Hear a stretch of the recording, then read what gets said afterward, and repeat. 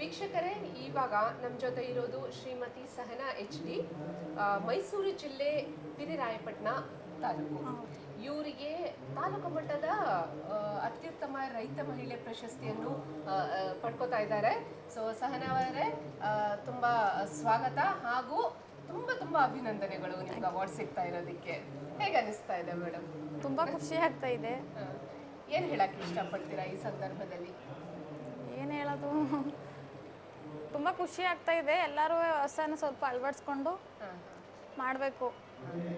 ಏನೇನು ಮಾಡ್ತಾ ಇದ್ದೀರಾ ಮೇಡಮ್? ಒಂದು ಸ್ವಲ್ಪ ನಮಗೆ ಮಾಹಿತಿ ಕೊಡಿ ಮೇಡಮ್. ನಾವು ಕೋಳಿ ಫಾರಂ ಮಾಡಿದ್ದೀವಿ, ಕುರಿ ಫಾರಂ ಇದೆ, ಒಂದು 6 ಎಕರೆ ಜಮೀನಿದೆ, ಸ್ವಲ್ಪ ತೋಟ ಕಟ್ಟಿದ್ದೀವಿ, ಹಸುಗಳಿದೆ, ಅದನ್ನು ಮೇಂಟೈನ್ ಮಾಡ್ತಾ ಇದ್ದೀವಿ. ನಾವು ಮತ್ತು ನಮ್ಮ ಹಸ್ಬೆಂಡ್ ಇಬ್ಬರೇ ಮಾಡ್ತೇವೆ. ಒಬ್ಬ ಮಗ ಇದ್ದಾನೆ, ಚಿಕ್ಕ ಹುಡುಗ ಚಿಕ್ಕವರು. ನಾವು ಮಾಡ್ಕೊಂಡು ಈಗ ಕೋಳಿ ಫಾರ್ಮ್ ಎಷ್ಟು ದಿವಸ ಆಯಿತು ಮೇಡಮ್? ಅಂದರೆ ಎಷ್ಟು 3 ವರ್ಷ ಆಯಿತು. 3 ವರ್ಷದಿಂದ ಮಾಡ್ತಿದ್ದೀರಾ?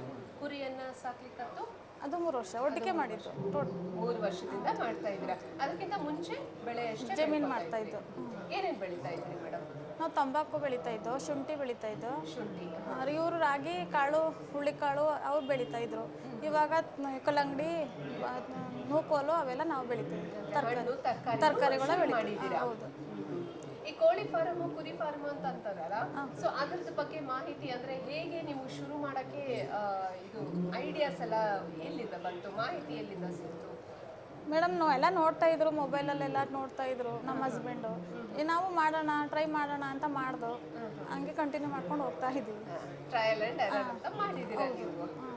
ಮತ್ತೆ ಮಾಹಿತಿ ಇನ್ನು ಎಲ್ಲಿಂದ ತಂದ್ಕೊಡ್ತೀರಾ ಮೇಡಮ್? ಈಗ ನಿಮಗೆ ಸಡನ್ ಆಗಿ ನಿಮಗೆ ಏನಾದರೂ ಅವಶ್ಯಕತೆ ಬೀಳುತ್ತೆ ಮಾಹಿತಿ, ಬೆಳೆ ಬೆಳಿಬೇಕಾದ್ರೆ ಆಯಿತು, ಕುರಿಗಳಿಗಾಯಿತು ಅಥವಾ ಇದಕ್ಕೆ ಆಯಿತು ಕೋಳಿ ಫಾರ್ಮಲ್ಲಿ, ಸೊ ಅದನ್ನ ಮಾಹಿತಿ ಎಲ್ಲಿಂದ ಪಡ್ಕೊತೀರಾ? ಮೊಬೈಲಿಂದನೇ ತಗೊಳ್ತೀರಾ? ಮೊಬೈಲಿಂದನೇ ಪಡ್ಕೊತಾರೆ, ಮತ್ತೆ ಗೊತ್ತಿರೋರ ಹತ್ರ ಸ್ವಲ್ಪ ಕೇಳಿ ತಿಳ್ಕೊಳ್ತಾರೆ.